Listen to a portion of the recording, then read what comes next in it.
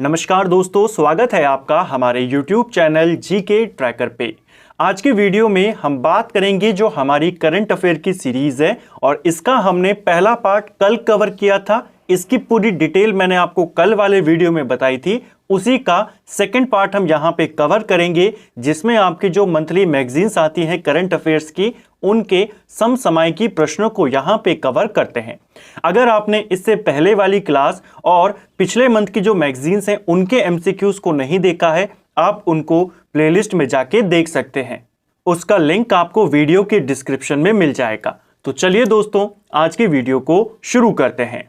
आज का हमारा पहला क्वेश्चन है, अज्ञात शवों की पहचान के लिए डीएनए डेटाबेस तैयार करने वाला पहला राज्य कौन बना है? तो अज्ञात शवों की पहचान के लिए एक डेटाबेस बनाया जाएगा, डीएनए डेटाबेस, और इसे तैयार करने वाला पहला राज्य बना है हिमाचल प्रदेश। ऑप्शन बी सही आंसर होगा। भारत की पहली semi high speed regional rail service को क्या नाम दिया गया है? तो भारत की पहली है, काफी इंपॉर्टेंट क्वेश्चन है। जो पहली semi high speed regional rail service है, इसका नाम रैपिडेक्स दिया गया है। ऑप्शन डी सही उत्तर हो जाएगा। ठीक है। ट्रांसजेंडर समुदाय को किस राज्य सरकार ने हाल ही में ओबीसी का दर्जा दिया है? तो यह भी एक काफी महत्वपूर्ण घटनाक्रम है। ट्रांसजेंडर समुदाय को ओबीसी का दर्जा देने वाला राज्य बना है मध्य प्रदेश। ठीक है। अब इस समुदाय को भी जो ओबीसी का आरक्षण है राज्य के अंदर, वो इनको दिया जाएगा। तो ट्रांसजेंडर समुदाय को ओबीसी का दर्जा किसने दिया है? मध्य प्रदेश ने दिया है। आईपीएल इतिहास में सबसे तेज 6000 रन बनाने वाले बल्लेबाज कौन बन गए हैं? देखिए, आईपीएल की हिस्ट्री में 6000 रन अभी तक केवल 3 क्रिकेटर्स ने बनाए हैं। एक बनाए हैं विराट कोहली के द्वारा, ये पहले खिलाड़ी थे। दूसरे खिलाड़ी बने थे शिखर धवन और तीसरे खिलाड़ी बने हैं डेविड वार्नर। आपसे क्वेश्चन पूछा गया है सबसे तेज, तो सबसे तेज में आंसर हो जाएगा ऑप्शन बी, डेविड वार्नर यहां पर हो जाएगा। अगर पूछेगा सबसे पहला कौन है, तब आप विराट कोहली का नाम लेंगे। दूसरा कौन है, तब आप शिखर धवन का नाम लेंगे। तीसरे बने थे डेविड वार्नर। ठीक है। लेकिन सबसे तेज अगर पूछेगा तो सबसे तेज बनाए हैं डेविड वार्नर ने। फ्लैगशिप प्रोग्राम पीएम श्री किस मंत्रालय की पहल है? तो देखिए, पीएम श्री जो ये प्रोग्राम चलाया जा रहा है, जिसके तहत 9000 स्कूलों का चयन किया गया और उनको और ज्यादा डेवलप करने का इसके तहत यहां पर ये पूरा कार्यक्रम है। जो ये पीएम श्री है, इसका पूरा नाम है प्रधानमंत्री स्कूल फॉर राइजिंग इंडिया, और ये कार्यक्रम शिक्षा मंत्रालय के तहत चलाया जा रहा है। क्योंकि स्कूलों से जुड़ा हुआ है तो डायरेक्ट आप इसको लिंक कर सकते हैं। पीएम श्री, आपको बस इतना पता होना चाहिए कि ये कार्यक्रम किससे जुड़ा है, स्कूलों के विकास से जुड़ा है। इसके तहत कितने स्कूलों का चयन किया गया है? 9000 स्कूलों का। कौन चला रहा है? शिक्षा मंत्रालय। ठीक है। एससीओ राष्ट्रीय सुरक्षा सलाहकारों की बैठक किस शहर में आयोजित की जा रही है? तो देखिए, जो एससीओ है, संघाई कॉरपोरेशन ऑर्गेनाइजेशन, जिसका सदस्य भारत 2017 में बना था। ठीक है। 2017 में भारत और पाकिस्तान इसके ऑफिशियल सदस्य यहां पर बन गए थे।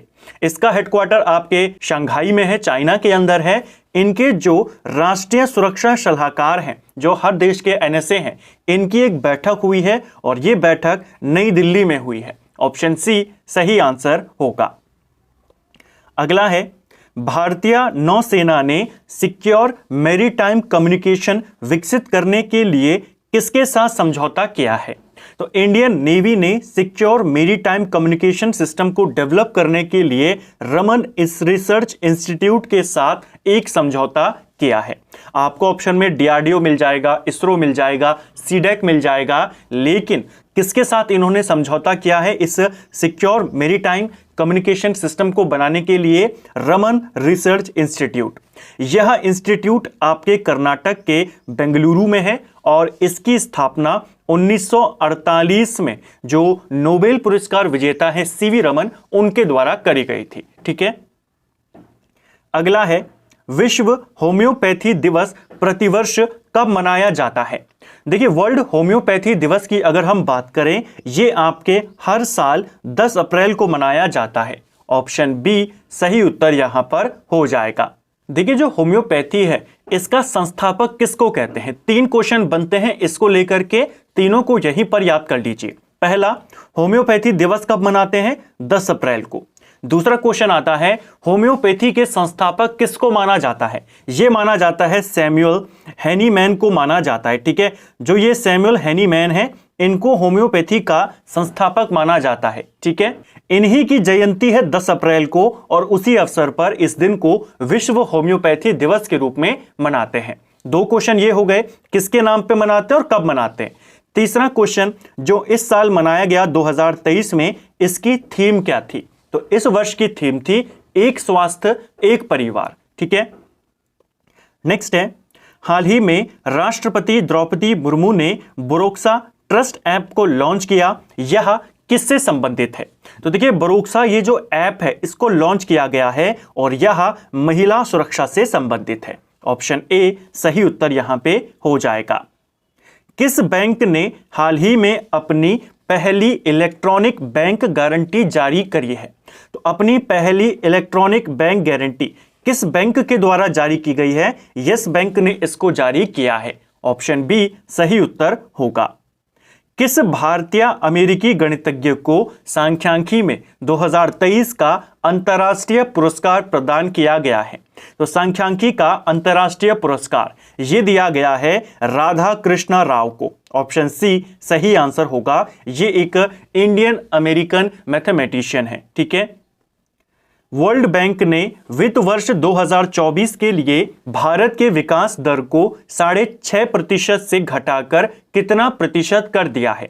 तो पहले वर्ल्ड बैंक ने अनुमान लगाया कि 2024 के लिए भारत की विकास दर 6.6% होगी। अब इसको घटाकर कर दिया है 6.30%। ठीक है, अगला है, कौन सा देश नाटो का 31वां सदस्य बना है? तो ये क्वेश्चन हमने पहले भी कवर किया, पेपर में भी पूछा जा चुका है और आगे भी पूछा जाता रहेगा। नाटो में काफी समय से 30 सदस्य थे, हाल ही में इसमें एक 31वां सदस्य जुड़ा है जो है आपका फिनलैंड। ठीक है, इंडिया जस्टिस रिपोर्ट 2022 में किस राज्य ने शीर्ष स्थान प्राप्त किया है? तो एक रिपोर्ट आई है इंडिया जस्टिस रिपोर्ट और इसमें नंबर 1 पे रहा है कर्नाटका। ऑप्शन ए सही आंसर होगा। नंबर 2 पे रहा तमिलनाडु और नंबर 3 पर रहा तेलंगाना। तो क्वेश्चन बन सकते हैं इंडिया जस्टिस रिपोर्ट को लेकर के। अगला है, भारत और किस देश के साथ सिलेनेक्स 2023 ये जो मिलिट्री एक्सरसाइज है, मेरीटाइम एक्सरसाइज में भाग ले रहा है? तो भारत किस देश के साथ भाग ले रहा है? नाम से ही आप पहचान जाएंगे, श्रीलंका इंडिया नेवल एक्सरसाइज इसका पूरा नाम है। ठीक है, तो किसके साथ भाग लिया है? श्रीलंका के साथ। भारत में 37वां आहर मेला कहां आयोजित हुआ? तो मार्च में इसका आयोजन किया गया। काफी फेमस मेला है आहार मेला और इसका यह 37वां संस्करण था जिसे नई दिल्ली में आयोजित किया गया। अगला है, चर्चगेट रेलवे स्टेशन कहां स्थित है जिसे हाल ही में सीडी देशमुख का नाम दिया गया? देखिए, सीडी देशमुख कौन है? आरबीआई के पहले भारतीय गवर्नर कौन थे? सीडी देशमुख थे।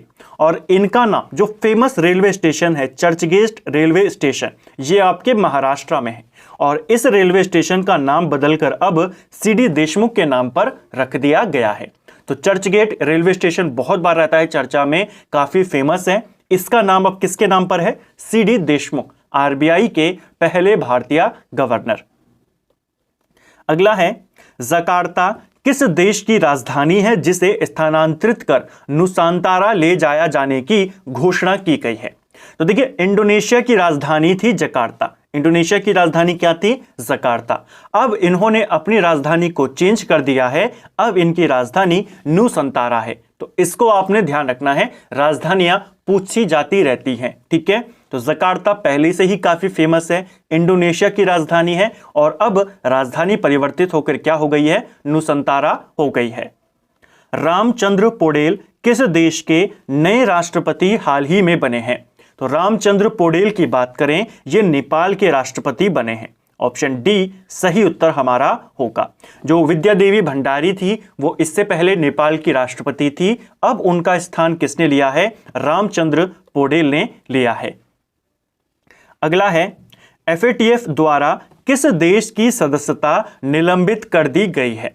FATF की बात करें तो इसका पूरा नाम है फाइनेंशियल एक्शन टास्क फोर्स। पैसे को लेकर के जो आतंकवाद किया जाता है उस पर यह रोक करता है, उस पर यह लगाम करता है कि कोई देश पैसे का टेरर के लिए इस्तेमाल ना कर सके। FATF ने हाल ही में रशिया को निलंबित कर दिया है क्योंकि इसने यूक्रेन के ऊपर आक्रमण किया, अपनी मिलिट्री का गलत इस्तेमाल किया, बड़े पैमाने पर उसके ऊपर अवैध तरीके से आक्रमण किया, यह मानना है FATF का, और इसीलिए उसने रूस को यहां से निलंबित कर दिया। नेक्स्ट है जॉर्जिया मेलोनी किस देश के राष्ट्रपति हैं जिन्होंने हाल ही में भारत की यात्रा करी। तो जॉर्जिया मेलोनी की बात करें तो ये इटली की राष्ट्रपति हैं और हाल ही में ये इंडिया आई थी। ठीक है, तो कहां की राष्ट्रपति हैं? इटली की। अगला है हाल ही में भारत के सबसे मूल्यवान सेलिब्रिटी के रूप में किसकी घोषणा हुई है।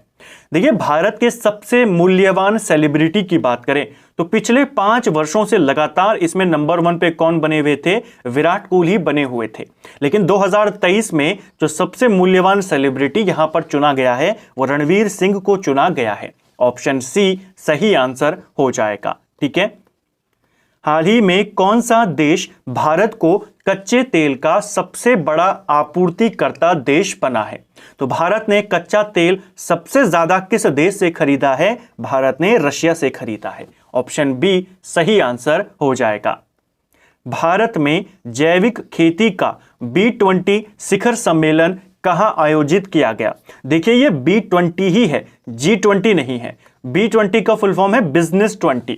बिजनेस 20 का शिखर सम्मेलन जैविक खेती को लेकर के भारत में आयोजित किया गया। ये तीसरा सम्मेलन था इसका, और इसका आयोजन सिक्किम के गंगटोक में किया गया।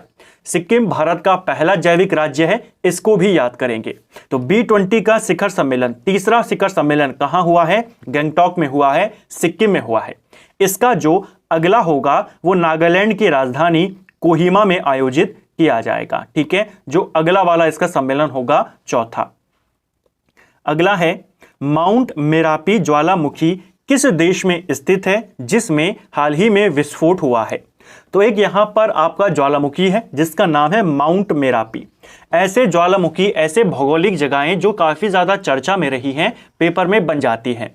तो इसमें हाल ही में विस्फोट हुआ है, मार्च 23 में इसमें विस्फोट हुआ था 2023 में। माउंट मेरापी ज्वालामुखी आपके इंडोनेशिया में स्थित है। ठीक है, विश्व के सबसे सक्रिय ज्वालामुखियों में से एक इसको माना जाता है। निम्नलिखित में से किस देश ने पहले पोर्टेबल अटैक ड्रोन का अनावरण किया है? काफी इंपॉर्टेंट क्वेश्चन है और ऑप्शंस आपको इस तरीके से दिए जाएंगे, या तो आप सीधा चाइना पे चले जाएंगे या ऑप्शन में आपको इजराइल दे देगा, अमेरिका दे देगा।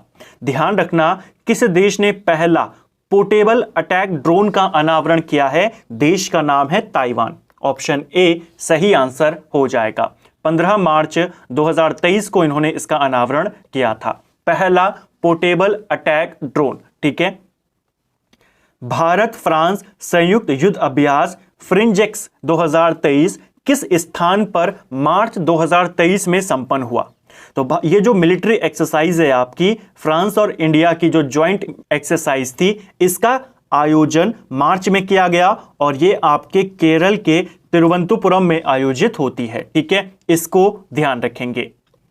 अगला है भारत में बोल्ड कुरुक्षेत्र युद्ध अभ्यास 6 से 13 मार्च को किया गया, किस देश के साथ?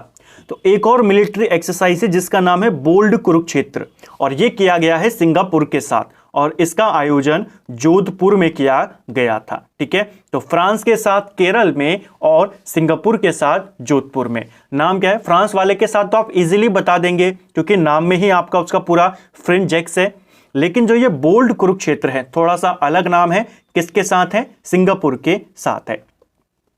भारत के किस नगर में हाल ही में 7वें अंतर्राष्ट्रीय धर्म धम्म सम्मेलन का आयोजन किया गया? तो 7वां अंतर्राष्ट्रीय धर्म धम्म सम्मेलन, इसका आयोजन भोपाल में किया गया है। ऑप्शन बी सही उत्तर होगा।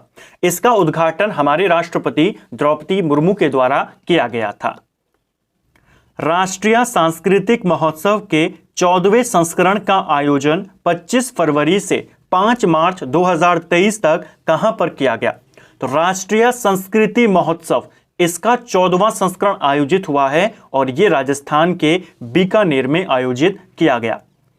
एंथनी एल्बनीज किस देश के प्रधानमंत्री हैं जो मार्च माह में भारत की यात्रा पर आए थे? तो एंथनी एल्बनीज की बात करें, किस देश के प्रधानमंत्री हैं, हाल ही में भारत का दौरा किया, ये ऑस्ट्रेलिया के प्रधानमंत्री हैं। ऑप्शन सी सही आंसर होगा।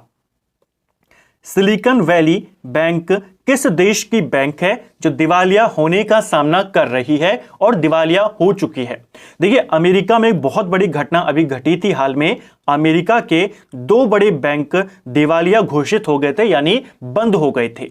एक बैंक का नाम है सिलिकॉन वैली बैंक और दूसरे बैंक का नाम था सिग्नेचर बैंक। तो ये दोनों बैंक कहां के हैं? अमेरिका के हैं। ये दोनों बैंक हाल ही में बंद हो गए हैं। ठीक है, अगला है हमारा द एलिफेंट विस्पर्स किस देश की बेस्ट डॉक्यूमेंट्री फिल्म है जिसे 95वें ऑस्कर पुरस्कार का खिताब मिला?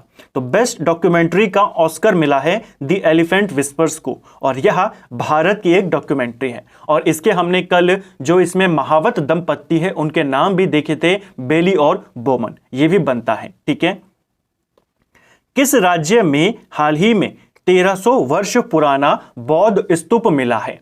तो 1300 वर्ष पुराना बौद्ध स्तूप हमें उड़ीसा से मिला है। ऑप्शन ए हमारा सही उत्तर यहां पे हो जाएगा।